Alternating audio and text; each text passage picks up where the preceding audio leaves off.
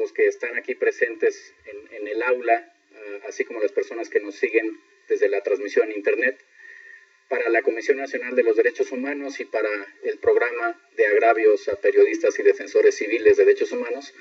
Es un gusto tener en esta institución al profesor Roberto Gargarella, un especialista en temas de democracia, libertad de expresión, protesta social. Presento brevemente al profesor Gargarella. Es sociólogo, abogado y doctor en Derecho por la Universidad de Buenos Aires y la Universidad de Chicago. Ha sido profesor e investigador visitante en las universidades de Columbia, la Pompeu Fabra y la de Nueva York, entre otras. El profesor Gargarella se hizo acreedor de prestigiosas becas de investigación, entre ellas la Fulbright y la Simon Guggenheim. Es autor de numerosos libros, entre los que destacan Los fundamentos legales de la desigualdad, Derecho y grupos desaventajados, Las teorías de la justicia después de Rawls, El derecho a la protesta, El primer derecho, y La justicia frente al gobierno, entre otros libros. Es un gusto tenerlo aquí, profesor. La dinámica sería, bueno, darle la palabra y después de concluida su participación se daría un tiempo para preguntas y respuestas de ustedes. Muchas gracias. Bueno, yo te agradezco a ti muy en particular la generosa invitación, has sido muy amable con ello y también es para mí grato estar aquí, un espacio que yo no había conocido, así que gracias por la invitación y por estar aquí presentes. La idea era hablar sobre el derecho de protesta en relación con la libertad de expresión y lo voy a hacer en relación con cómo entiendo que ha ido evolucionando la reflexión jurídica al respecto. Quería imaginarme una especie de diálogo de ida y vuelta, así como rounds, entre argumentos referidos a cómo pensar la protesta, por qué sí o por qué no, y ese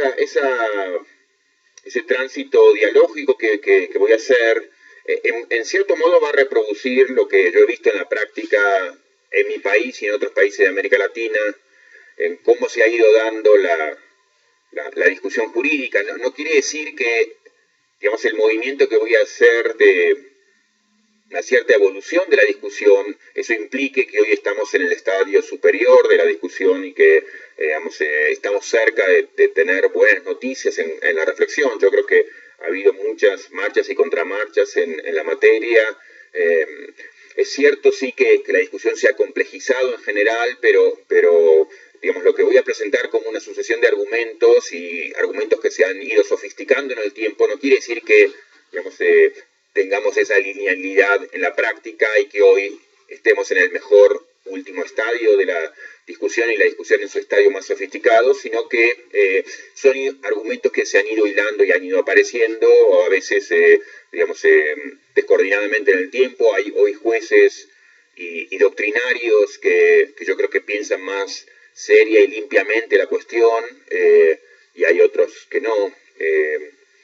En mi país la discusión, el debate surgió muy en particular en los años 2000, luego el 2001, y una serie de manifestaciones que tuvieron como epicentro las calles y principales avenidas del país, pero lo que ocurrió en mi país tuvo que ver con algo que, bueno, que es una tradición en América Latina, en distintos países de distintos modos, pero nuestros países en general muestran una tradición de una ciudadanía que se ha ido poniendo de pie, o ha sabido ponerse de pie en distintos momentos, en algunos casos, y ha sido muy común en América Latina luego de la oleada de lo que se llamaron programas de ajuste económico, programas de ajuste neoliberal.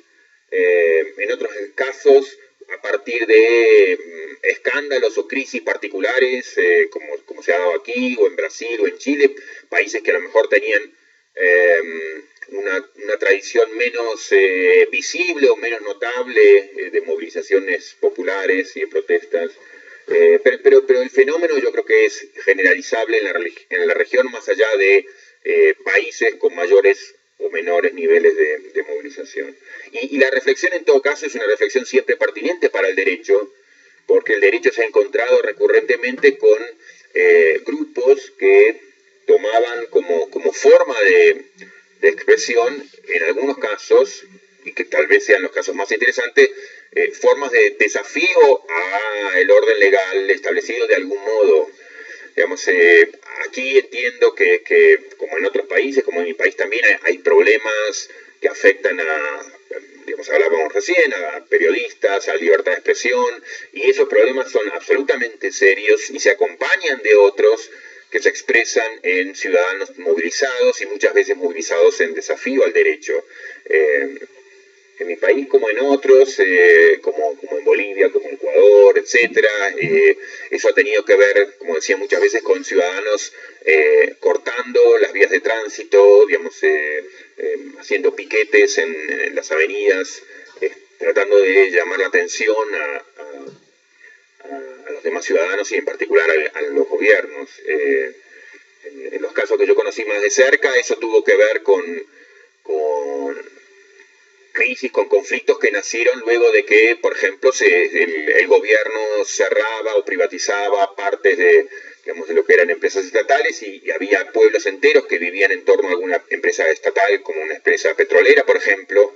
Y bueno, y luego que la empresa se privatizaba, todo el pueblo finalmente entraba en crisis y entonces era como cómo manifestar la queja cuando de un día para el otro la gente perdía su seguridad social, perdía su empleo, perdía, digamos, las posibilidades de educar decentemente a sus hijos, y eso llevó a que muchos salieran a las calles a quejarse y terminaron en muchos casos recurriendo a esto, a la metodología del corte de ruta, que se convirtió en la forma habitual de protesta todavía hoy, que es obviamente un desafío a reglas jurídicas establecidas. Entonces, hago a la luz de las experiencias que aparecieron en mi país y en otros países de América Latina, digamos, un ida y vuelta sobre cómo se fueron dando argumentos y contraargumentos jurídicos en la discusión.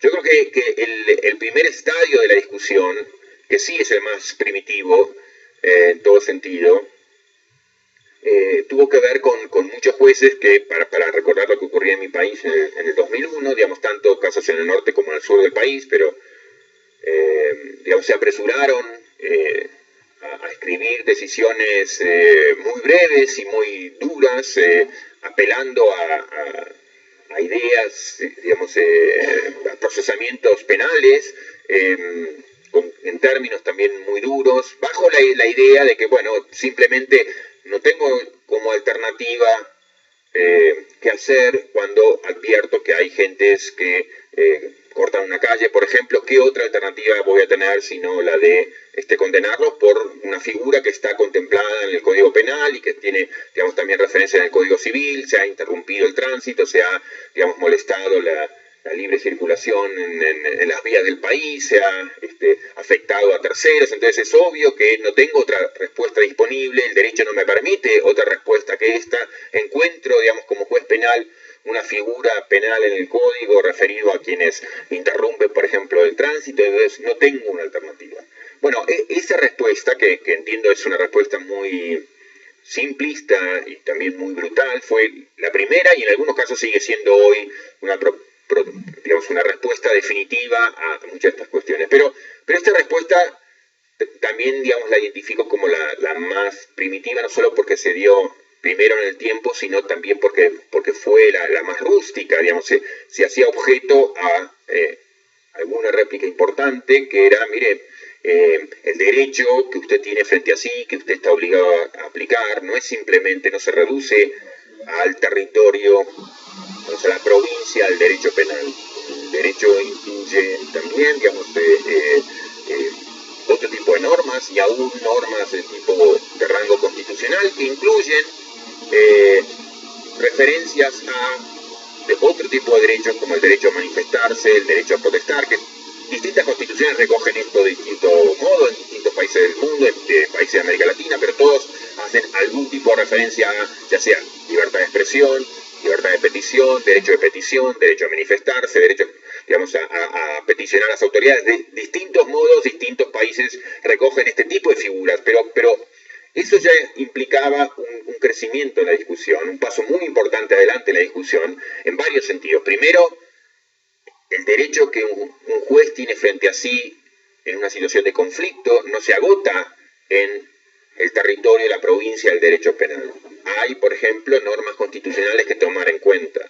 Esas normas constitucionales, digamos, no solo es importante reconocer que el derecho a aplicar incluye, y de modo especial, normas constitucionales, sino que además esas normas constitucionales reconocen en quienes protestan también ciertos derechos. Y ahí la cuestión se pone ya interesante de un modo atractivo, porque no es que aquí tenemos una norma penal frente a la mera pretensión de un grupo de protestantes, sino que es una norma penal que entra en conflicto con otras pretensiones que también tienen amparo jurídico, que también tienen apoyo jurídico, que en todo caso lo que hay que ver es de qué modo acomodamos las pretensiones, pero son pretensiones de rango jurídico, e inclusive, digamos, en muchos de los protestantes, muchos podrían alegar, tengo una protección, o tengo de mi lado, al menos puedo alegar que tengo conmigo un respaldo también en normas jurídicas y normas jurídicas particularmente relevantes. Por supuesto que hay mucha discusión que hacer todavía, pero ya la discusión se enriquece de un modo sustantivo porque no es el derecho penal frente a la mera pretensión, a la mera voluntad, a la mera gana, sino que es el derecho penal en tensión con otras normas que también son relevantes, inclusive de estatus aún superior que las normas penales. Habrá que ver cómo acomodamos ese conflicto, pero es un conflicto que es entre derechos. Entonces ahí, digamos, ese sería como el primer round importante de la discusión. Entonces no es simplemente derechos frente a bienestar general, bien común, intereses, pretensiones, digamos, encontradas, sino es derechos frente a derechos, y derecho penal en tensión con normas que también tienen rango constitucional. Ahí entonces ya tenemos un primer estadio de la discusión. Un segundo estadio sería decir, bueno, muy bien, reconozco que, digamos, el que protesta tiene ciertos derechos, pero, bueno, aquí hay derechos en conflicto y los derechos, todos los derechos tienen su límite, y entonces usted tiene que ejercer su derecho de un cierto modo, no puede hacer ejercicio de su derecho de cualquier modo, y entonces usted está en falta, usted que protesta o ustedes que protestan, porque ahora está bien, les reconozco que tienen derechos de su lado que alegar, pero ustedes no pueden hacer ejercicio de ese derecho de cualquier modo, y entonces cuando el derecho de uno choca con el derecho del otro, ahí, digamos, vemos que hay un problema. Su derecho, y esta es una frase que se ha usado como comodín, como carta ganadora en muchas de estas discusiones, su derecho termina cuando empieza el derecho de los demás. Su derecho termina, digamos, yo le puedo reconocer que usted tiene un derecho, que ustedes tienen un derecho a protestar, a quejarse, a peticionar a las autoridades, pero el ejercicio de su derecho siempre tiene un límite, y el límite es cuando afecta los derechos de los demás. Bueno, aquí ya estamos en un segundo estadio de la discusión, más interesante porque es parte del reconocimiento que hay derechos de los dos lados, y aquí entonces se plantea, lo que pasa es que hay un ejercicio equivocado, erróneo o indebido del derecho porque su derecho entró en tensión con los derechos, digamos, de terceros. Bueno, pero también aquí, en este segundo round, hay una réplica importante que tienen quienes protestan, y la réplica es para mí muy relevante, y es, miren, es cierto que hemos ejercido nuestro derecho, por ejemplo, a protestar, de modo que ha entrado en colisión con los derechos de otras personas. Sin embargo, de ningún modo está claro que si yo ejerzo mi derecho de un modo que choca con el derecho suyo, soy yo el que se tiene que retirar primero. Es perfectamente posible que yo ejerzo mi derecho de un modo que tensa la relación con su derecho, pero el que debe dar un paso atrás es usted. Pensemos, por ejemplo, en casos que tenemos muy asimilados, vinculados, por ejemplo, con el derecho de huelga. Yo ejerzo mi derecho de huelga de un modo que entra en colisión con el derecho que tiene usted, por ejemplo, a tener su propia empresa y mantener su propia empresa en actividad, etcétera, etcétera. Pero si yo ejerzo mi derecho de huelga, es en casi cualquier país, es un derecho constitucionalmente amparado, y no se trata de que porque mi derecho chocó contra su derecho yo me tengo que retirar. No, perfectamente posible es que este es un derecho amparado, protegido, y en todo caso, digamos, el que debe dar un paso atrás es usted, no yo. Entonces, no hay algo necesario, como muchos jueces quisieron presentar, no hay algo decisivo en lo que muchos jueces quisieron presentar, en la idea de que usted tiene un derecho, pero no se puede ejercer de modo que entra en conflicto con otro derecho. No, puede entrar perfectamente en conflicto, y no solo eso, que puede ocurrir que entra mi derecho en conflicto con el suyo y el que debe dar un paso atrás es usted. Entonces, aquí tenemos un segundo round interesante de la discusión y le agregaría un matiz, no sé si hablaría de un tercer round, pero es un matiz importante. Alguien podría decir, y muchos jueces y muchos doctrinarios lo han dicho, bueno, entiendo que a veces, digamos, el derecho puede ser ejercido de un modo que entra en conflicto con otro y usted gana, pero si usted tiene frente a sí distintas maneras de ejercer el derecho, bueno, usted debería ejercerlo, digamos, del modo que sea menos dañino para el otro. O sea, si usted tiene frente a sí una gama amplia de posibilidades de ejercer el derecho, bueno, entonces, para tratar de cuidar y acomodar los derechos de todos, elija la versión del ejercicio de su derecho que sea menos ofensiva para el derecho de los demás. Pero otra vez, digamos, esa afirmación que muchos jueces y doctrinarios quisieron presentar como un argumento contundente, decisivo y terminal, final, es un argumento que también es problemático. Es un argumento que también quiere decir más de lo que tiene la posibilidad de decir. No tiene la potencia real para decir todo lo que quiere decir. ¿Por qué? Bueno, tomo un caso, si se quiere, fácil y diferente, pero imaginen esta situación. Digamos, un caricaturista político, digamos, en momentos en donde la cuestión de la caricatura política tiene una relevancia internacional especial, un caricaturista político puede ejercer su crítica al poder, a una religión, digamos, a otras personas, al presidente de turno, de muchas maneras. Por ejemplo, podría presentarse una caricatura del presidente menos denigrante que otra, pero de ningún modo es que el derecho le pide al caricaturista que haga el dibujo o la caricatura menos ofensiva, ¿no? Digamos, sí, eso forma parte de la crítica política y es una crítica política hiperprotegida. Aquí hay algo que es especial, que está en juego, que tiene que ver con la crítica política y de ningún modo es aceptable la idea de que yo debo ejercer mi derecho cuando tengo muchas posibilidades de ejercicio posible de ese derecho, del modo menos ofensivo hacia el otro o del modo menos dañoso para el otro. Otra vez, dependerá, pero de ningún modo es obvio que yo, por ejemplo, debo hacer la caricatura menos dañina. En mi país, en años recientes, digamos, se presentaba a un presidente que habíamos tenido, digamos, como un presidente fuera de control, fuera digamos, como perdido, y había caricaturas durísimas en relación con él. Y fueron caricaturas políticamente muy importantes, y por supuesto que, digamos, protegidas. ¿Protegidas por qué? Porque, digamos, estas son formas de ejercicio de la crítica política. Y esto nos alerta sobre algo sobre lo cual, digamos, tempranamente quisiera llamar la atención, y es que rescatar no solamente que en muchos de los que protestan hay algo relevante que tiene el estatus de derechos, sino que además es un derecho que tiene un estatus especial, que es un estatus constitucional, y además que está vinculado con un particular derecho o una gama particular de derechos constitucionales que tienen un estatus especial, derechos que tienen que ver con la expresión. Y también me interesará decir eso, y lo iremos asentando de a poco, que dentro de la lista de derechos constitucionales, y esto es un buen modo, yo creo, para pensar situaciones de conflicto entre derechos y conflictos en tensiones entre derechos constitucionales, no todos merecen estar en el mismo nivel. Hay derechos que tienen un estatus especial. Siempre se ha considerado que hay algo muy especial en la expresión, y muy en particular, no de cualquier expresión, porque el derecho de libertad de expresión también implica, digamos, una infinidad de subderechos. Libertad de expresión uno puede pensarla en relación con la expresión comercial, con la expresión obscena, con el discurso de odio, con el discurso ofensivo, con la pornografía. Bueno, hay muchas gamas posibles dentro del área de los derechos constitucionales y en particular de la libertad de expresión. Y dentro de esa gama no todos tampoco están, todos los derechos constitucionales en el mismo nivel, ni dentro del derecho de libertad de expresión todas las expresiones merecen el mismo tipo de protección.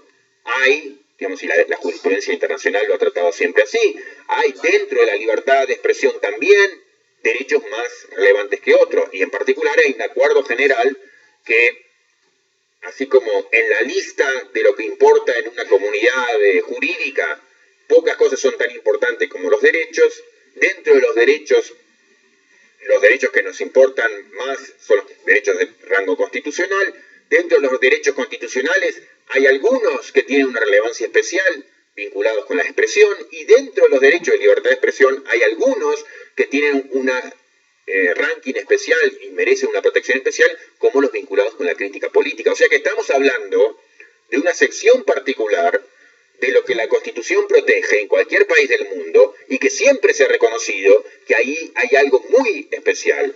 Entonces, derechos constitucionales vinculados con la libertad de expresión, derechos constitucionales vinculados con la libertad de expresión y con la crítica política. Ahí tenemos un punto culminante en lo que yo diría lo que merece más protección. Eso no quiere decir, por supuesto, que la libertad de expresión en relación con la crítica política puede ejercerse de cualquier modo, que yo tengo carta libre, carta blanca para hacer lo que quiero en nombre de la libertad de expresión y la crítica política. Pero sí que ahí hay algo demasiado importante, y que si yo sostengo, digamos, que hay una situación de conflicto, debo tener demasiado cuidado si el primer palillo que quiero remover de una situación de conflicto entre distintos palillos, entre distintos derechos, es el derecho de la libertad de expresión vinculada con la crítica política. No, ese es yo diría, el último palillo que tengo que retirar, el último derecho que tengo que retirar en una zona de conflicto. Otra vez, eso no quiere decir que yo en nombre de la libertad de expresión y la crítica política pueda hacer cualquier cosa.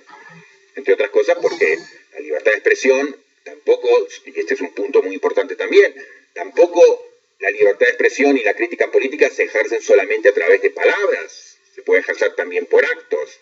Digamos, la quema de una bandera, el ponerse una remera, una camiseta con una crítica política, con un gesto de bronca, un gesto de repudio, etcétera. Eso también forma parte de la expresión, aunque no sean palabras.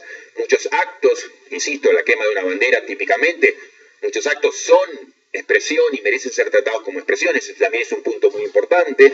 Y reconociendo esta complejidad, es importante advertir que la hiperprotección que merece la libertad de expresión y la superprotección que merece la libertad de expresión vinculada con la crítica política incluye también actos y, yo afirmaría al mismo tiempo tanto que estos actos merecen una ultraprotección, como que eso no quiere decir que uno tenga carta blanca para hacer cualquier cosa en nombre de la expresión política. Pero sí digo que ahí hay algo que es tan importante en una democracia, y muy en particular en una democracia representativa, y muy en particular en una democracia representativa como las nuestras, en donde las formas de control al poder están muy degradadas en términos institucionales, que hacen que, gane un estatus especial ese tipo de crítica política, en el sentido de que si uno como comunidad ha delegado al poder el control del dinero, el control de las armas, el monopolio de la violencia, bueno, la sociedad se queda por lo menos con el derecho de hacer una crítica profunda, una crítica radical, una crítica intensa.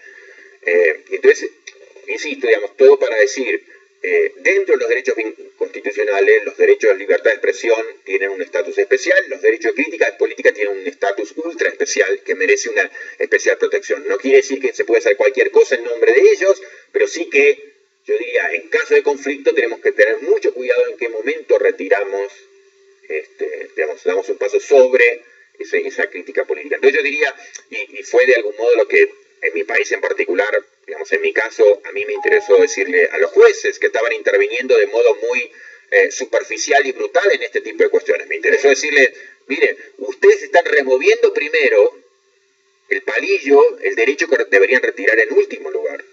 Sería el que más deben cuidar. ¿Por qué? Porque se trata están tocando el nervio más sensible de la Constitución, o uno de los nervios más sensibles, yo creo que el más sensible de la Constitución. Entonces, están retirando primero el derecho que deberían retirar último, que deberían proteger hasta el último momento.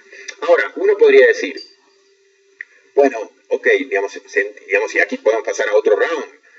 Entiendo, no es que todos los jueces han dicho esto, pero muchos doctrinarios y algunos jueces han reconocido, entiendo que efectivamente hay algo muy importante en la expresión política, en la expresión de crítica política.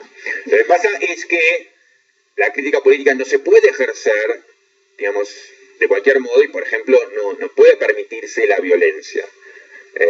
Y eso excede innecesariamente la crítica política. Pero también, digamos, yo creo que ahí se quiere decir más y se ha querido decir más de lo que esa idea puede señalar, porque es cierto que, digamos, merecen distinguirse la crítica política del acto de violencia, aun cuando consideremos que la expresión también puede ir más allá de las palabras y puede implicar actos, pero, digamos, uno distingue que sea, por ejemplo, el acto de arrojar una piedra a un político o a un patrón de una empresa es un acto expresivo, y puede ser un acto de expresión política, pero es un acto que incluye, digamos, una violencia que debe ser separada de la expresión política que queremos proteger. Eso sí, creo que es perfectamente entendible. Ahora bien, lo que pasa es que me parece que muchas veces, y es otra vez una carta que han querido utilizar algunos jueces y doctrinarios equivocadamente, la aparición de un acto de violencia en medio de un acto de crítica política no contamina todas las demás manzanas. Lo que uno puede hacer frente a eso es retirar esa manzana. Digamos, imagínense que en una huelga un enfervorizado obrero, digamos, le arroja una piedra al patrón de la empresa, al dueño de la empresa. Bueno, la huelga es perfectamente protegible y mantiene su autoridad y mantiene su estatus de, digamos, de nivel constitucional y protegido, con independencia de que esta persona pueda ser separada, pero, digamos, una cosa es separar ese acto de violencia y ver qué se hace con ese acto de violencia que se atenderá por cuerda separada, y otra cosa es querer decir, como han dicho algunos jueces, que como apareció la violencia se contaminó todo el cajón de manzanas y ya el cajón de manzanas debe ser retirado. No, por el contrario, toda la protesta puede ser protegida en el sentido de seguir siendo protegida como es protegida un acto de huelga, digamos, y eso es consistente con separar a quien generó este acto de violencia. Otros dicen, no, bueno, pero fíjese, digamos, si fuera una expresión honesta, digamos, aquí hay en realidad intereses detrás. Bueno, otra vez, me parece que se ha querido decir con esto más de lo que se puede decir. Digamos, es obvio que en una democracia va a haber intereses, pretensiones enfrentados y que en una protesta política van a aparecer opiniones políticas. Sí, esa es la naturaleza del acto, incluye opiniones políticas. No contamina el acto la presencia de opiniones políticas ni de intereses políticos. Por supuesto, uno querría, digamos, la mayor transparencia, uno querría que la gente se manifieste de modos altruistas o por las causas de terceros, pero digamos, es perfectamente consistente con tener una democracia y es uno de los datos fundamentales de la democracia que la gente se va a movilizar a partir de pretensiones políticas, a partir de intereses políticos, a partir de intereses económicos. Uno no quiere el engaño, pero, digamos, no contamina al acto el hecho de que haya intereses, opiniones o pretensiones políticas o intereses económicos, digamos, también presentes. Alguien puede decir, bueno, no, pero fíjense, muchos de estos actos de violencia, que ya sabemos se pueden tratar por separado, pero en estos actos de protesta, fíjense, y esto es también común en toda América Latina, la gente con los rostros tapados, los rostros cubiertos, digamos, eso es inaceptable. Bueno, en principio sí, es algo que uno, digamos, no prefiere, pero también los derechos deben ser entendidos y el ejercicio de los derechos situadamente y en contextos como los nuestros, en donde, digamos, quienes han protestado, quienes se han puesto de pie frente al poder, han sufrido la persecución, han sido identificados por servicios de inteligencia, por bandas, etcétera. Bueno, eso es entendible que uno, digamos, quiera inclusive cubrir su rostro. Por eso digo todo esto para tratar de separar la paja del trigo, para que no se confunda todo, para que no se ponga todo en la misma bolsa, para que pensemos un poco más cuidadosamente sobre cuestiones que a veces, digamos, se quieren mezclar todas ellas y esto como a partir de un hecho que nos genera cierta distancia, digamos, se quiere contaminar un hecho que encierra básicamente un derecho protegido. Hay una vuelta de tuerca que puede ser un nuevo round, y no hago muchos más rounds. Un nuevo round puede tener que ver con un paso importante que también ha dado la jurisprudencia. la jurisprudencia en general, y pienso tanto en Europa como en Estados Unidos, como ocasionalmente en América Latina, ha transitado una figura que se llama las regulaciones de tiempo, lugar y modo. Digamos, en general se han explorado estas regulaciones de lo que se llama tiempo, lugar y modo, que en todo caso ahora claro qué quiere decir, como modo de hacer compatibles las pretensiones constitucionalmente respaldadas de grupos diversos. Entonces, por ejemplo, se puede, digamos, la jurisprudencia ha entendido muy habitualmente que es razonable que un gobernador o que una autoridad local diga, bueno, usted tiene derecho a protesta, usted tiene derecho a manifestarse, usted tiene derecho a salir a la calle y tiene derecho, no sé, a utilizar el megáfono, pero, por ejemplo, no lo haga a las 3 de la mañana, o no lo haga frente a la escuela, o no lo haga frente a la iglesia. Y estos son estas consideraciones de tiempo, en qué momento del día, lugar o modo, digamos. Entonces, en general, la jurisprudencia en todo el mundo ha ido dando cabida, ha receptado, ha reconocido el valor de este tipo de regulaciones de tiempo, lugar y modo. Entonces, en general, tratando de hacer compatibles los derechos de los que protestan con otros derechos, se han considerado este tipo de regulaciones de tiempo, lugar y modo. Ahora, la vuelta de tuerca que tienen la idea de tiempo, lugar y modo, yo mencionaría al menos dos. Uno, que ese desarrollo ha ido de la mano de otro desarrollo muy importante. Por ejemplo, lo que voy a contar tiene un estatus especial, aún en Estados Unidos, en donde no es que hay, digamos, una gran tradición de defensa de la protesta en las calles, etc. Pero hay algunas figuras que aún en la jurisprudencia norteamericana se han desarrollado, como la idea del foro público, la idea de que, bueno, la gente manifestándose en calles, en avenidas, tradicionalmente parques utilizados, como sería aquí el Zócalo, como sería en mi país la Plaza de Mayo, como serían ciertas avenidas, ciertos lugares se han convertido en foros públicos por el hecho que ha ido haciendo históricamente la comunidad de esos lugares. Una manifestación en el Zócalo, tal vez aquí, en la Plaza de Mayo en mi país, en la avenida, digamos, tal o cual en este o en otro país. Entonces, la idea del foro público ha venido a dar una protección especial a manifestaciones que se hacen en determinados lugares tradicional, históricamente utilizados por la comunidad como lugares de protesta. Esa es la primera calificación que haría frente a estos desarrollos hechos en nombre del tiempo, lugar y modo. Y otro más directo que es este, que también es interesante, es, así como la jurisprudencia fue receptora, sensible a las consideraciones de tiempo, lugar y modo, también se establecieron ciertas limitaciones sobre cómo se podía usar esa idea del tiempo, lugar y modo. Y les doy algún ejemplo que ocurrió en la práctica. Algún juez, digamos, dijo, por ejemplo, frente a una regulación que era una regulación del modo, ¿no? Decían, vamos a hacer una regulación porque queremos que las calles estén lo más limpias posibles en este pueblo, entonces se puede hacer la demostración aquí en la plaza, pero no ensucien la plaza, no tiren papeles en la plaza, panfletos en la plaza, etc. Esa es una típica regulación de modo. Lo que dijeron algunos jueces, yo creo que muy sensatamente frente a ese tipo, en particular de regulaciones de modo, como por ejemplo limitaciones en la posibilidad de poner carteles por encima de las calles, de las avenidas, etcétera, para que el conductor no se distraiga. Lo que muchos jueces dijeron sobre esto es, miren, en general aceptamos las regulaciones de tiempo, lugar y modo como modos de hacer, forma de hacer compatibles los derechos de los protestantes y los demás. Sin embargo, tenemos que tener cuidado con las regulaciones de tiempo, lugar y modo, que no sean en realidad regulaciones que encubren límites a la expresión de ciertos grupos. Por ejemplo, cuando usted está impidiendo que todos los grupos tiren sus papeles y panfletos en la plaza para que no se ensucie la plaza, y esto es una mera regulación de modo que la llama, en realidad usted le cerró una posibilidad de comunicación fundamental a grupos sin recursos que no tienen la posibilidad de llegar al canal de televisión o de comprar un canal de televisión o comprar un presentador o poner un aviso en el periódico. Porque el que tiene dinero, digamos, si le cerró esa vía de expresión, bueno, se va y busca otra que tiene más alcance todavía. Empapela la ciudad de afiches, o compra un espacio en los diarios, o compra un espacio en la televisión, o compra directamente una cadena televisiva. Para los grupos que no tienen ese acceso al dinero, si usted a lo mejor cerró esta pequeña puerta, le cerró todas las puertas. Porque no tienen otros modos para comprar acceso al foro público. Entonces, eso digo para también calificar y complejizar la idea de una idea que la jurisprudencia fue muy receptiva, que es esta de son aceptables en general las regulaciones de tiempo, lugar y modo.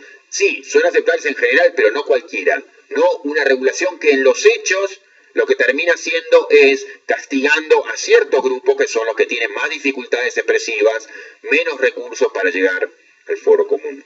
Entonces ahí hay una vuelta de tuerca interesante. Y la última que menciono, o una de las últimas que menciono, tiene que ver con la idea de democracia. Digamos, yo creo que no solamente por razones vinculadas con el texto constitucional más explícito de nuestros países uno puede decir que hay algo especial en la expresión y en la expresión política, sino que también yo creo que los jueces y los doctrinarios deberían comprometerse con un razonamiento jurídico que incluya consideraciones sobre cómo piensan la democracia. Y en democracia, como le decía antes, en democracias representativas, la crítica política tiene que tener una protección mayor, no menor. Ahora, cuando uno le dice a los jueces, bueno, no, usted tiene que hacer consideraciones en términos democráticos y demás, el juez dice, no, yo solamente me ocupo del derecho, no tengo que hacer teoría política y teoría democrática. Pero en los hechos, lo cierto es que todas, y yo, digamos, me ha tocado hacer o he querido hacer una como larga investigación en América Latina viendo cómo decidían los jueces en la materia, recurrentemente, permanentemente, los jueces, y en particular los jueces hostiles a la protesta, cuando toman decisiones en contra de la protesta, hacen consideraciones en términos democráticos. El problema es, primero, que lo hacen de modo como inconsciente, digamos, como si no fuera ese un ejercicio de teoría democrática, y segundo, que lo hacen mal, digamos, en el sentido de que es demasiado habitual que hagan apelaciones a la democracia, pero en nombre de concepciones de la democracia muy limitadas, en nombre de concepciones de democracia muy restringidas. Le doy un caso que no es un caso marginal en mi país, sino un caso que es el más importante decidido por los tribunales en materia de protesta social, que es el caso de una maestra que protestó con otros maestros en el sur del país. El caso se judicializó, la maestra estuvo, digamos, procesada mucho tiempo. Es el caso de la maestra Marina Schifrin, es un caso que fue decidida por la instancia más alta penal en la Argentina, que es la Cámara Nacional de Casación Penal. Y la Cámara Nacional de Casación Penal, decidiendo sobre este caso, dijo, como dijeron otros jueces en la región con otros modos, dijo, miren, esta persona va a ser condenada por un acto sedicioso, porque la democracia se ejerce votando regularmente, y todo lo que excede al voto regular periódico debe ser tratado como un acto sedicioso. Eso es un ejercicio de teoría democrática, y es un pésimo ejercicio de teoría democrática. No solamente que el juez se involucró en un razonamiento que tenía que ver centralmente con una reflexión sobre la democracia, sino que es un pésimo ejercicio. Y digo pésimo tranquilamente porque, digamos, es pésimo aún a la luz del texto explícito de mi Constitución, de la Constitución de Argentina o de muchos otros países latinoamericanos que receptan abiertamente en el texto que la democracia no termina exclusivamente con el voto regular, sino que hay formas de participación popular, que hay formas de plebiscito, referéndum, consultas, o sea, hay muchas maneras, digamos, de ejercer la democracia. Entonces, el juez en este caso utilizó de modo absolutamente indebido e inconsciente tal vez, no solamente una apelación a la idea de democracia, sino a una apelación a la idea de democracia que no casaba ni con una lectura abierta, explícita, modesta, poco exigente del texto constitucional. El texto constitucional repudiaba esa lectura, ese entendimiento tan restringido de la democracia. En mi caso particular, yo leo la democracia desde una concepción mucho más, digamos, y he sido como formado en esa lectura de una democracia, lo que mi profesor, digamos, el grupo con el que yo trabajaba llamaba una idea robusta, deliberativa de la democracia. Pero yo no le pedía a todo el mundo, para decidir bien y para pensar bien la Constitución, tiene que estar partiendo de una concepción exigente, robusta, deliberativa de la democracia. Yo creo que con mucho menos me conformaría con no tomar una lectura superficial de la democracia, con no tomar una lectura que vacíe de sentido a la democracia, que una lectura que se tome en serio la idea de democracia, que trascienda una idea que América Latina y todo el mundo ha dejado atrás hace mucho tiempo, la idea de que la democracia se ejerce solamente, exclusivamente a través del voto regular periódico. No, la democracia se ejerce sobre todo entre un acto eleccionario y el que viene. Digamos, es un ejercicio cotidiano, no un acto reservado cada 4 años o 6 años o 2 años, etc. Entonces, digamos, yo creo que es un componente esencial de la reflexión sobre la protesta, el componente vinculado con qué idea de democracia tiene usted, pero es muy importante que no presenten doctrinarios y jueces concepciones injustificables de la democracia. Un par de consideraciones y termino. Una es que, digamos, así como yo dije que lo que tiene que ver con un derecho merece una protección especial, más especial todavía si tiene que ver con un derecho constitucional vinculado con la libre expresión, con un derecho constitucional vinculado con la libre expresión y la crítica política. Y hay una última vuelta de tuerca, que es no solamente que el derecho de expresión política, de crítica política, merece una ultra protección, sino que además, digamos, hay una vuelta nueva de tuerca que dar si es la expresión de crítica política hecha por personas o grupos que por razones ajenas a su responsabilidad tienen dificultades especiales para llegar al foro público a hacer conocer sus puntos de vista.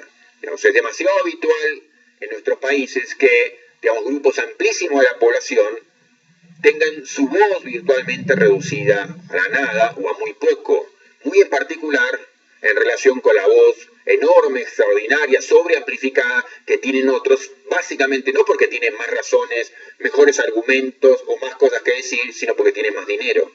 Porque la comunicación política ha quedado demasiado atada al dinero que tenemos para comunicarnos políticamente.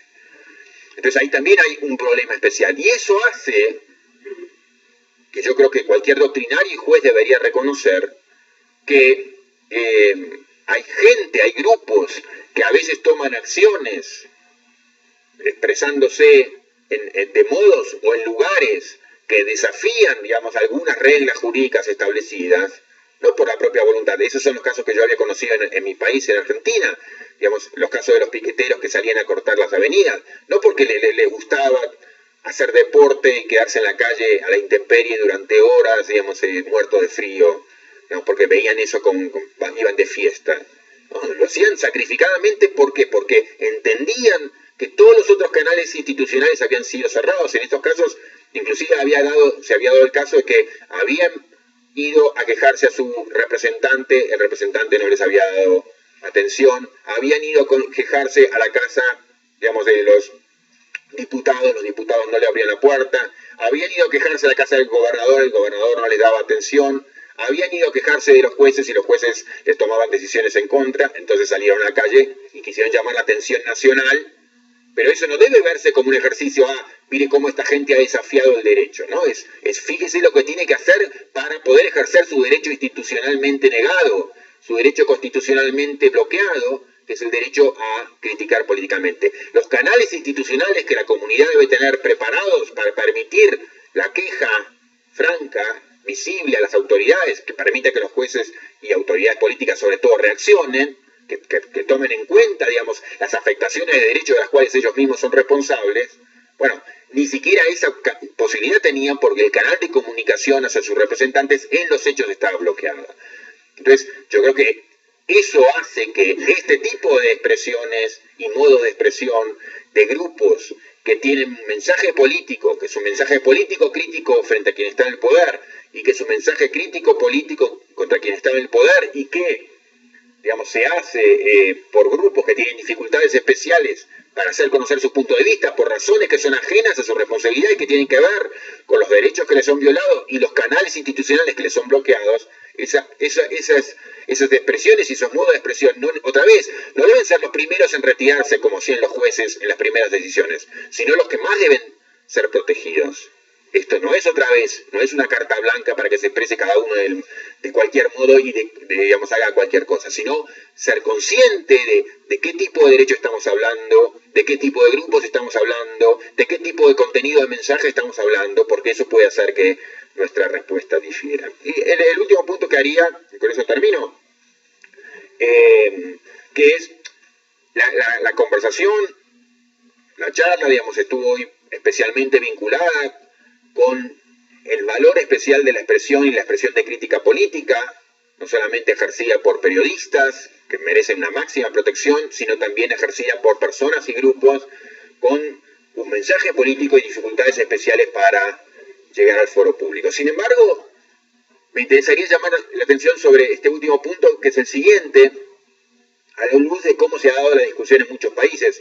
En el mío, por ejemplo, terminó siendo parte de la comunidad jurídica sensible a la importancia de proteger, digamos, la expresión política, pero terminó también fetichizándose la discusión en la cuestión de la libertad de expresión.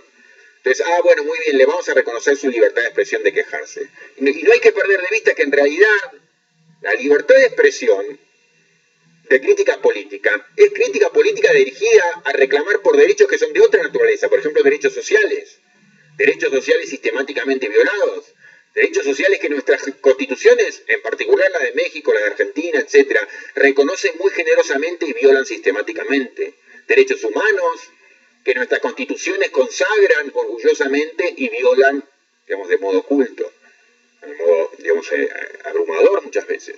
Entonces, digamos, insisto con este último punto porque en muchas ocasiones miembros de la comunidad jurídica relevante han reconocido este tipo de argumentación y han querido, digamos, que nuestra discusión anclara se quedara estancada allí. Bueno, muy bien, estamos debatiendo sobre el estatus de la libertad de expresión, debe ser más amplio. No, importa la libertad de expresión, pero no olvidemos que en muchísimos casos en nuestros países la crítica política ejercida por grupos subordinados o subalternizados se ejerce no para ganar libertad de expresión, sino para recuperar derechos sociales y derechos humanos que son violentados sistemáticamente.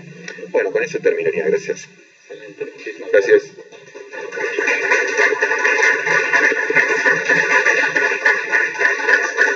Muchísimas gracias, profesor. Daríamos ahora un tiempo para preguntas y respuestas. Está abierta el visitador.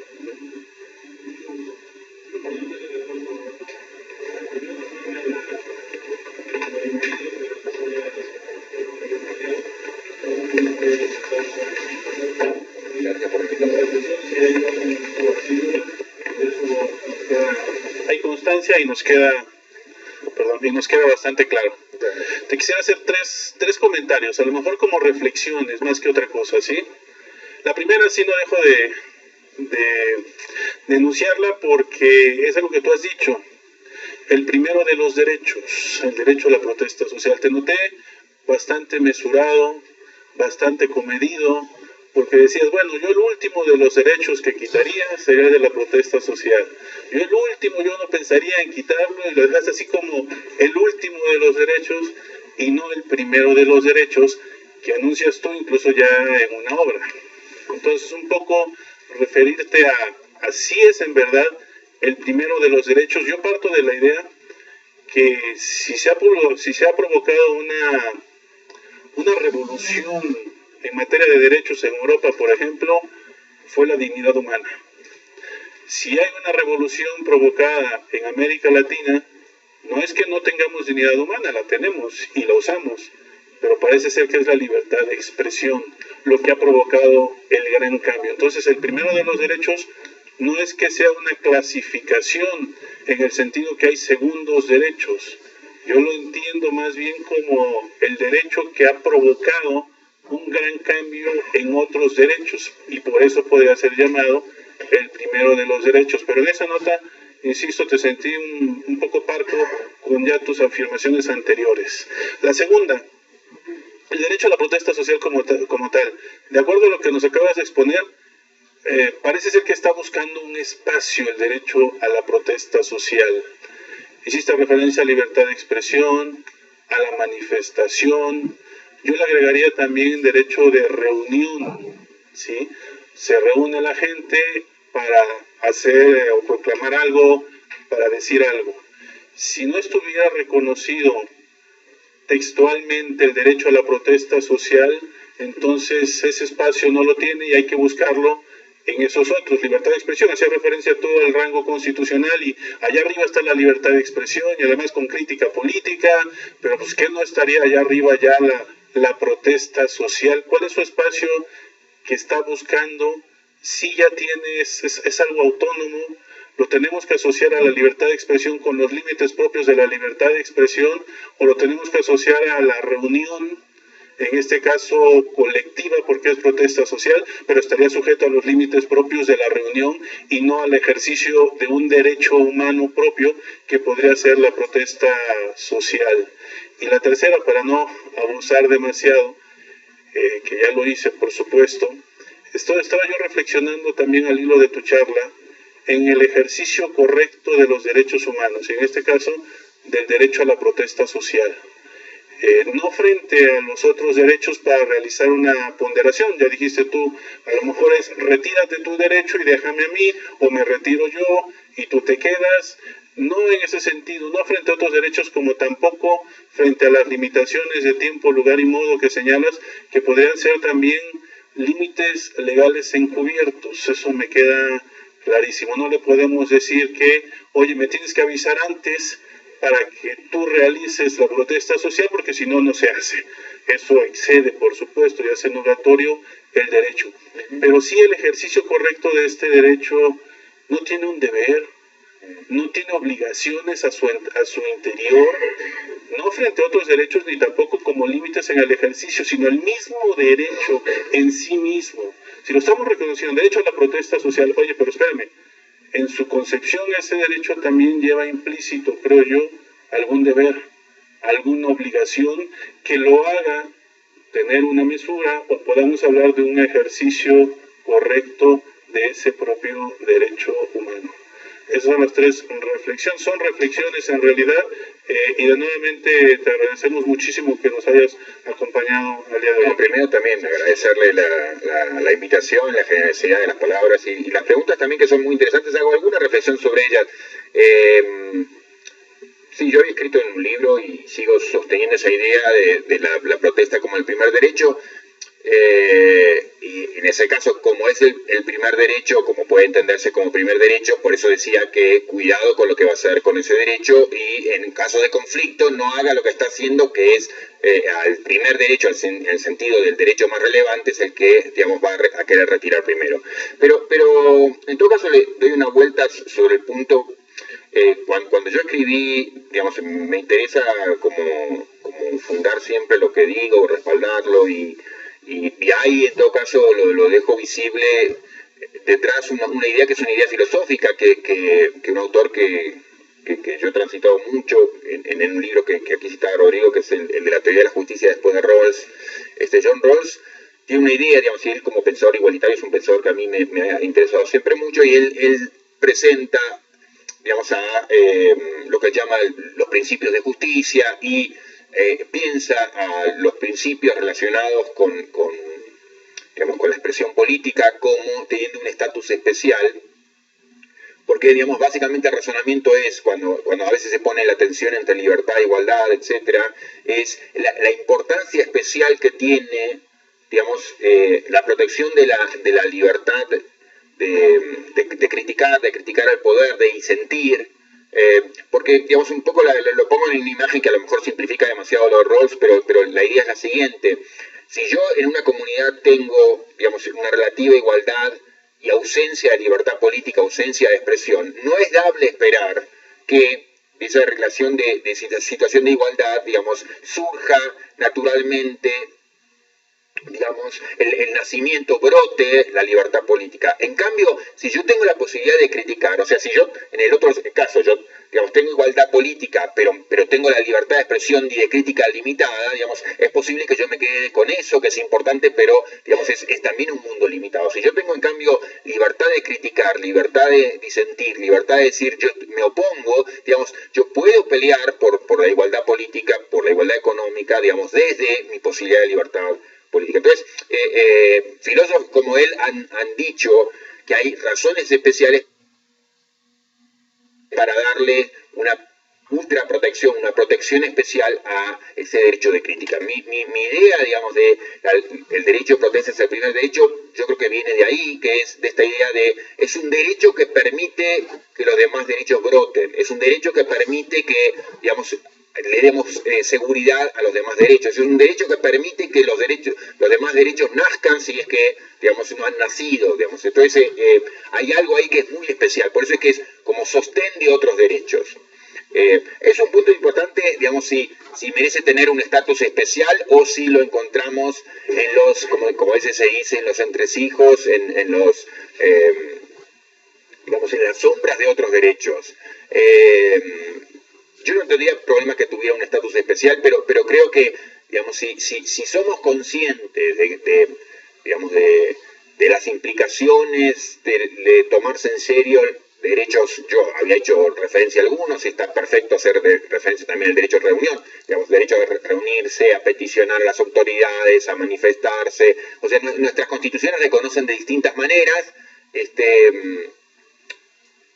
derechos que están íntimamente vinculados con la crítica, con la protesta. Entonces, digamos, yo me siento cómodo con cualquiera de las dos situaciones, con una expresión explícita de protesta social o con decir está vinculado con otros derechos, en tanto y en cuanto hagamos el ejercicio serio, entre comillas, de tomarnos esos derechos como relevantes, digamos, como derechos con la relevancia que tienen. Entonces, yo creo que el problema justamente ha sido que esto y es algo que en los jueces mismos han participado, que primero no querer considerarlos ni siquiera como vinculados con derechos, no verlos como atados, digamos, íntimamente a otros derechos, y después, si reconocen que están vinculados con ciertos derechos, buscar distintos modos de degradarlos. Usted utilizó violencia, usted se corrió el rostro, usted en realidad manifestaba un interés económico, usted en realidad está vinculado con un interés político, usted, digamos, en realidad violó una regulación de tiempo, lugar y modo. Entonces, de distintas formas, primero negaban directamente que hubiera derechos, luego cuando reconocieron que había derechos, digamos, que estaban vinculados íntimamente con derechos, lo degradaron de distintos modos. Entonces, lo que yo me conformo con combatir esto, digamos, con la idea de negarle el estatus que tienen o de querer socavarlos, digamos, no reconociendo digamos, el argumento nos ofrece la posibilidad de decir exactamente lo contrario, de por qué el resguardo especial y no, digamos, el socavamiento. Y sobre el vínculo del derecho-deber, bueno, en realidad aquí hay digamos, la situación habitual, eso está vinculado con un ejercicio cívico, digamos, central, que tiene que ver con el ponerse de pie en nombre de afectaciones que está realizando el poder público en cuanto a los modos en que no cumple con ciertos derechos o que viola ciertos derechos.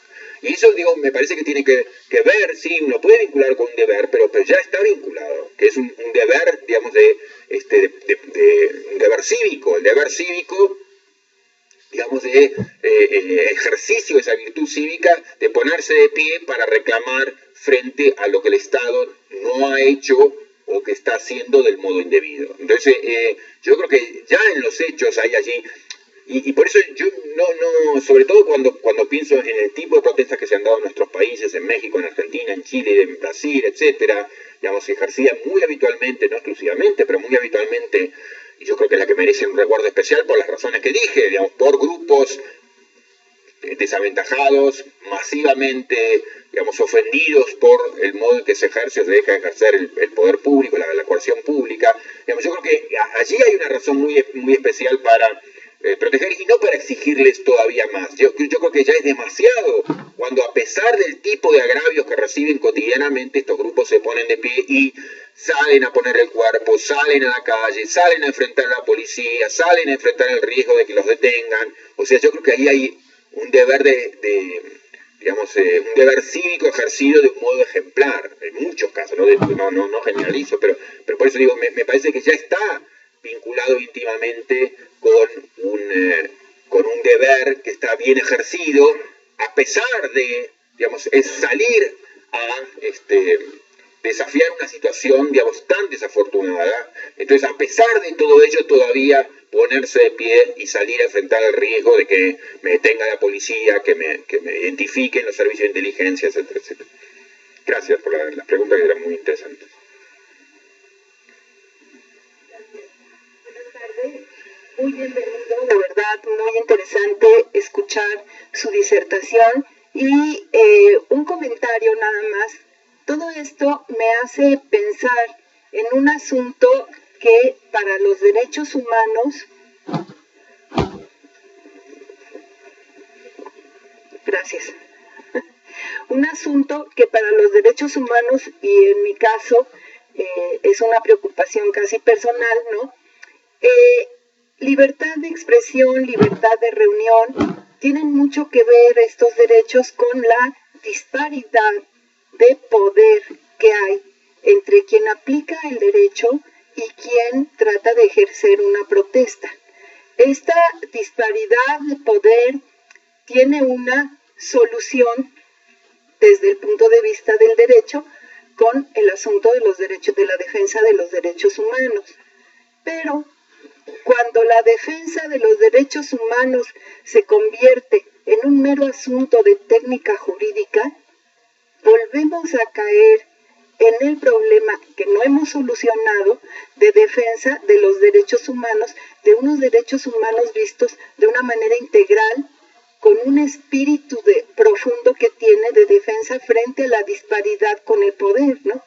Esta preocupación me preocupa mucho y creo que debe ser preocupación de todos los que trabajamos en la defensa de derechos humanos, ¿no? Y la disertación de usted me ha hecho volver a pensar en este asunto que tenía yo como un poco olvidado y que, pues a pesar de que suena un poco Foucaultero, sigue siendo verdad, ¿no? Foucaultero en términos de Foucault. Gracias.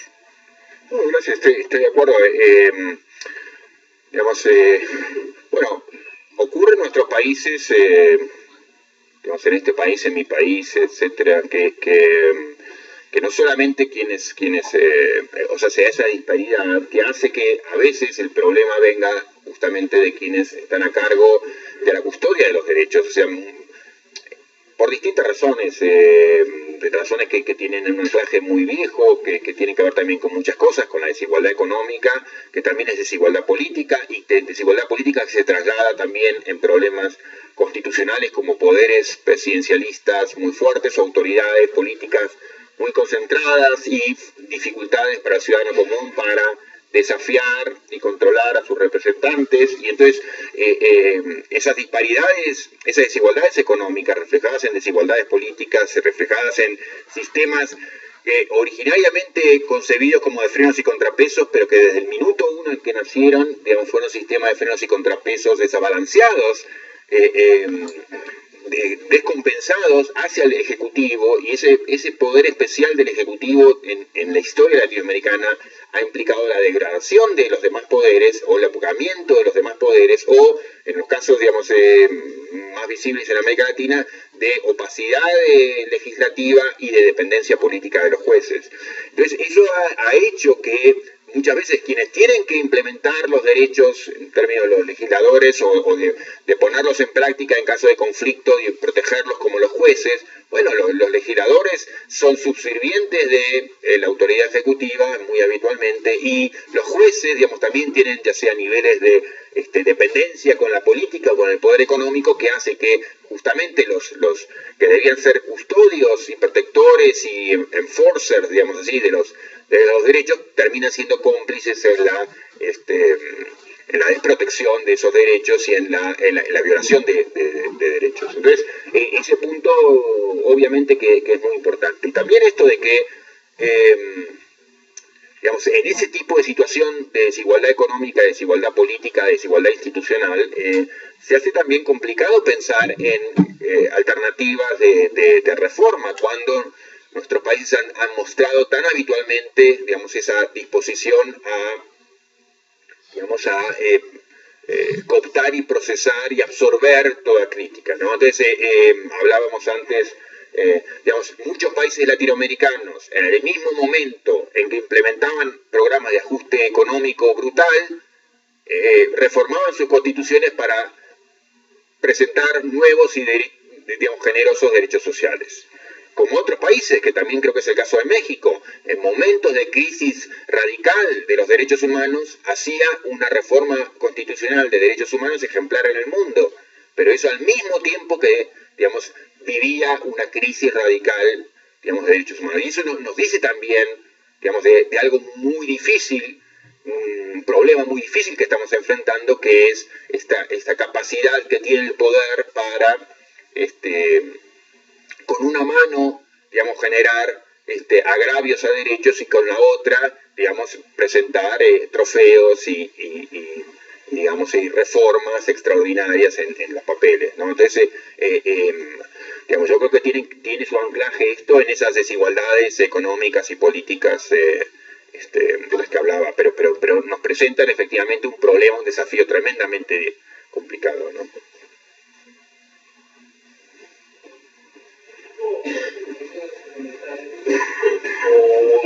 Reflexiones sobre esto mismo que se ha señalado. Estaba ahorita el solicitador respecto al aspecto de por qué el derecho principal, el derecho único, ¿no?, a la protesta. Nos ha tocado en una serie de pláticas que vamos a dar como institución, cuando hablamos de la libertad de expresión como uno de los derechos que tiene evidentemente el hombre, siempre nos señalan, nos hacen el señalamiento, bueno, pero ¿hasta dónde señalar cuál es primero, cuál es segundo o cuál debe de tener una preferencia en específico? Y siempre la reflexión es, bueno, es que de repente me ha tocado, nos decían en el caso de reporteros, que vamos a cubrir una nota en el Palacio de Gobierno, pero afuera está tomado por campesinos en una protesta que están señalando por sus derechos. Y no nos dejan pasar, ya me pidieron llevar a cabo la libertad de expresión, de llevarles la noticia a otras gentes. Otros nos dicen, bueno, cuando están cortando esto que decías, Roberto, la calle, no podemos pasar, y dice, pues yo traigo una enfermedad, o llevo un enfermo, o llevo una prisa, ¿no? ¿Por qué el derecho de ellos a la protesta es primero, o el que está cubriendo la libertad de expresión tiene que otorgarse primero que nosotros? Esto un poco es lo que también señalabas, de quién da primero el paso atrás, quién va a ceder para que el otro derecho. Sí señalabas muy correcto, el derecho de uno termina cuando principia el del otro. Bien, pero ahí ¿en qué momento señalaron? Luego viene la protesta misma. Decías, bueno, no regularla, y nos ha pasado en países como el tuyo, como el nuestro, quizá el no regularla sí, porque es un derecho que está ahí inalienable y es para el hombre, ¿no? Pero hasta dónde de veras no hay que, podría pensarse uno como defensor de derechos humanos, pues hasta dónde vamos a ayudar a los demás en el entorno de esa protesta. El que va a pasar, el que tiene que ir, al que le rompen los vidrios, al que vandalizan. Decías, ¿por qué de alguna manera cortarles el derecho a que vengan con la cara cubierta? Bueno, pues si estamos protestando y es un ejercicio pleno y es un ejercicio libre y con la intención de decir nuestra verdad, ¿por qué tiene que ser cubierto, no? ¿Por qué no generar ese tipo de acciones más amplias? Ahora, me queda la sensación de que entonces lo que se busca es que no haya en países como los nuestros, que de veras la protesta puede ser, y ahí tenemos el caso del Politécnico, muy válida lo que hicieron los muchachos, lo que dice salir, enfrentarse a la autoridad, y fue muy aquí notorio, hicieron una manifestación muy pacífica, excelente, ¿no? Sin embargo, cuando se sientan, porque la finalidad de la protesta era decir los problemas que tenían y tratar de llegar a una solución, de repente fue la protesta por la protesta, ya no llegaban a ninguna solución. Empezamos por una circunstancia, ahora no. Algo que me llamó mucho la atención fue una de las sesiones que tuvieron con los directivos del Politécnico. Primero querían que saliera, como parte de su protesta, que saliera la directora del Politécnico. Finalmente sale. La forma en la que haya salido, sale. Pero luego en su protesta dicen, no, yo ahora quiero que me digas, si no nos levantamos esta protesta, por qué salió y si le llevas un procedimiento. Entonces, ¿hasta dónde de veras la protesta lleva a algún remedio concreto? ¿Sí? Y otro de los aspectos, en la democracia siempre hablamos mucho de democracia y creo que sería muy prudente, que a veces nos pasa, ¿no?, que tenemos ya conceptos muy encontrados de democracia, ¿no? ¿Qué es en sí la democracia? Porque para todo usamos, ¿no? Prensa democrática, libertad de expresión democrática, la democracia. Pero yo creo que no llegamos a un concepto real, que sería, ¿no?, la representación del pueblo, ¿no? La representación. A veces se cree que democracia es porque a la hora de que votamos una ley en el Congreso, votaron más o menos, ¿no? Yo creo que cada quien dio su opinión, pero realmente se da el ejercicio de la democracia. Gracias. Gracias. Sobre lo primero, no, yo no diría, o sea, la moraleja de la presentación en todo caso no es la protesta tiene que ver con un derecho que no debe ser regulado, sino un llamado a atención sobre los modos, yo creo que muy perfectos, muchas veces equivocados, con que pensamos o regulamos la protesta.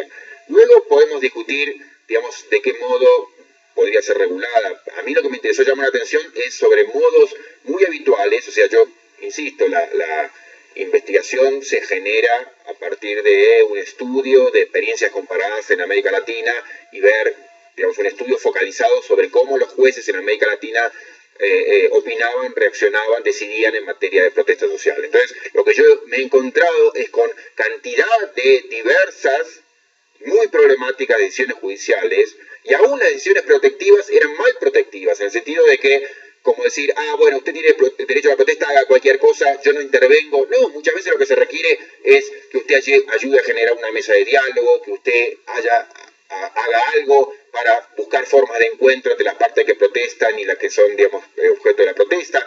Entonces, creo que se presentaba mal tanto y muy especialmente y sobre todo de los jueces que mostraban una injustificada hostilidad a la protesta, como aquellos que querían proteger la protesta y la protegían de modo equivocado, porque decían, no, claro, como yo soy un juez progresista y usted tiene derecho a protesta, haga lo que quiera, o yo lo dejo hacer porque usted tiene su derecho a protesta. No, a lo mejor usted tiene que hacer otra cosa, que es, por ejemplo, establecer formas de diálogo, puentes de encuentro, mesas, digamos, de reunión entre las distintas partes, por ejemplo, digamos, ¿no? Y no retirarse de la cuestión, bajar los brazos o dejar sus manos atrás como si el problema no tuviera que ver con usted. Entonces, eso, digamos, mi reacción se generaba por eso. Entonces, de ningún modo la idea es, esto no merece ser regulado, ni mucho menos, esto es algo frente a lo cual no hay que hacer nada. No, es decir, lo que hemos estado haciendo está mal. Las intenciones que nos han movido política y jurídicamente, digamos, han estado equivocadas muy habitualmente. Y aún aquellos que han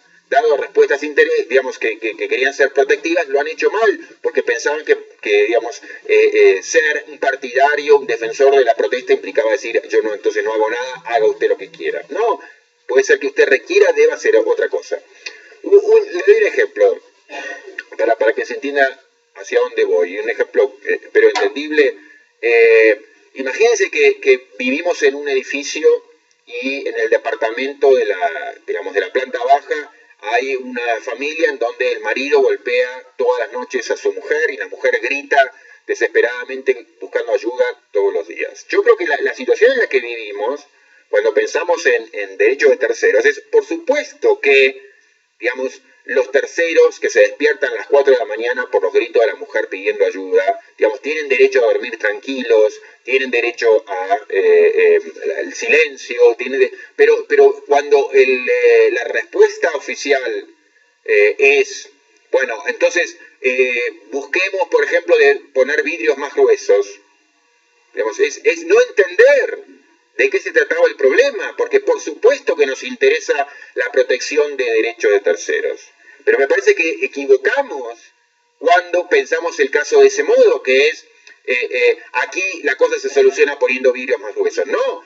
este es un llamado de atención sobre un agravio muy posiblemente vinculado con gente que está sufriendo una afectación muy grave, un daño, digamos, muy grave, y eso requiere, sobre todo cuando el Estado está involucrado, digamos, una atención urgentísima para ver de qué modo se remedia y el Estado deja de estar cómplice de esa violación de derechos. Entonces, por supuesto que nos interesa a todos la protección de terceros y ver cómo se hace compatible, digamos, la protección de la protesta con los derechos de terceros, pero no equivocar el enfoque, que es la protección obvia que merecen los terceros, no debe ser, como ha sido habitualmente, una protección que implica, digamos, desentenderse del agravio principal que ahí está en juego, o un agravio, digamos, fundamental, muy en particular cuando es un agravio generado desde el Estado o con complicidad del Estado. Entonces, apuntaba a eso, a decir, el foco de atención no puede dejar de estar ahí prioritariamente, y eso es totalmente consistente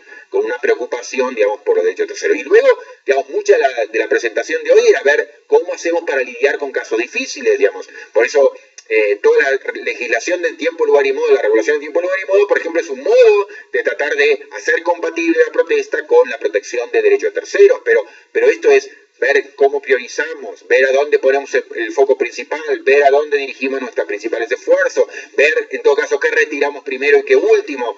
Así un ejercicio destinado a pensar esto. El tema de democracia, digamos, simplemente diría, o sea, participo de una tradición y de grupo de estudio que, digamos, han puesto siempre en el primer lugar la cuestión de la teoría democrática, y hemos partido y hemos trabajado durante 20 años, digamos, con una cierta idea de democracia que en la literatura, digamos, de la filosofía política y teoría constitucional se vincula con lo que se llama democracia deliberativa. Entonces, en lo personal me siento con mucho para decir, no sé si tengo la razón o no, pero tengo mucho para decir en materia de teoría democrática. Lo que digo es, si se quiere literatura y reflexión al respecto, hay muchísima para hacer, y estoy de acuerdo en esto de, digamos, problematizar muy especialmente, digamos, cómo pensamos la idea de democracia, ¿no? Muy bien. Gracias, Juan Manuel Meijueiro, del programa contra la trata de personas. Quisiera su opinión, me parece muy interesante los planteamientos que ha señalado en esta mañana, respecto en el tema de trata de personas y la libertad de expresión y el acceso a los datos. Hemos detectado diversas situaciones en servidores públicos. Particularmente, a ellos les da más miedo muchas veces, por llamarlo miedo, no dar información a un medio de comunicación que proteger los derechos de la víctima. Dentro de ellos es derecho a la privacidad. Esto es, fotografías, por ejemplo, o datos, víctima menor de, incluso el lenguaje, niñas prostitutas, ¿no? Siendo que el término prostitutas no aplica en el tema de niñez, ¿no? Estamos hablando de explotación sexual comercial o no comercial infantil. Entonces, quisiera solamente su opinión al respecto de, en esta situación, los servidores públicos están saltando incluso la misma ley, en este caso de trata, acuerdos internacionales, Convención de Derechos de la Infancia, sobre todo en el hecho de querer informar, y cuando, por ejemplo, se les puede cuestionar, dicen, bueno, es que no estoy dando el nombre de la niña. No, pero posiblemente, o del niño, viene la fotografía, o de la persona adulta, o incluso no la fotografía, pero le dice, se rescató a una niña de un bar tal, en tal ciudad, en tal municipio, pues le estás dando los datos al tratante, ¿no?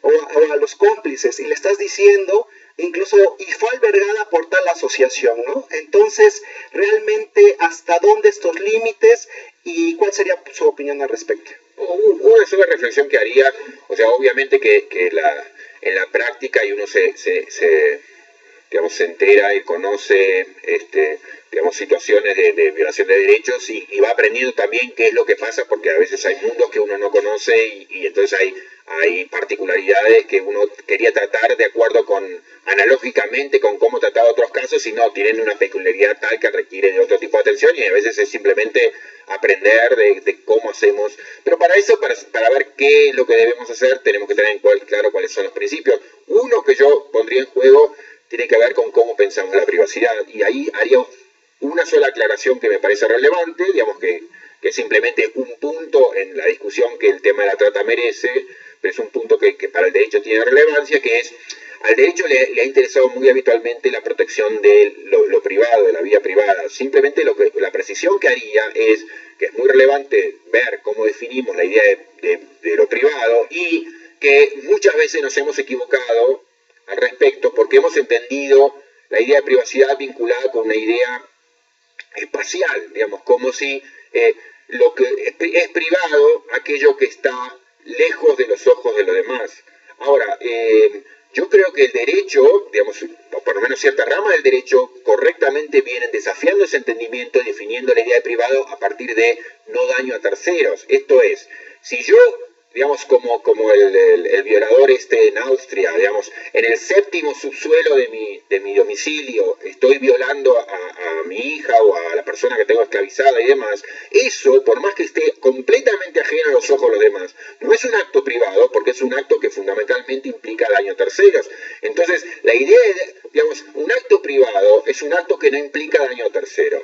Cuando digamos, hay este famoso ejemplo de la jurisprudencia norteamericana del basquetbolista o del boxeador, creo que era el beisbolista Simpson, que golpeaba a su mujer, y entonces él cerraba las cortinas de su casa y decía, no, esto ya, usted no puede intervenir porque esto es mi casa, mi hogar, digamos, y esto forma parte de la privacidad. No, si se produce en su casa, fuera de su casa, en el quinto subsuelo de su casa y demás, y usted está golpeando a su mujer. Este es un acto público, no privado, en el sentido de que es un acto que implica daño a terceros. Entonces, la única precisión jurídica relevante que yo haría por el momento sería esta, de refinar nuestro entendimiento de daño a terceros y privacidad para salir de algunas malas definiciones que están campeando, digamos, en la zona. Pero insisto, la cuestión de la trata requiere una atención mucho más detenida y genera mucho más problemas que el vinculado con esto que acabo de señalar, ¿no? Muy bien. Bueno, pues muchísimas gracias. Con esto concluiríamos la presentación del Roberto Gargarella, a quien les pido le demos un fuerte aplauso. Gracias, Lucas. Muchas gracias.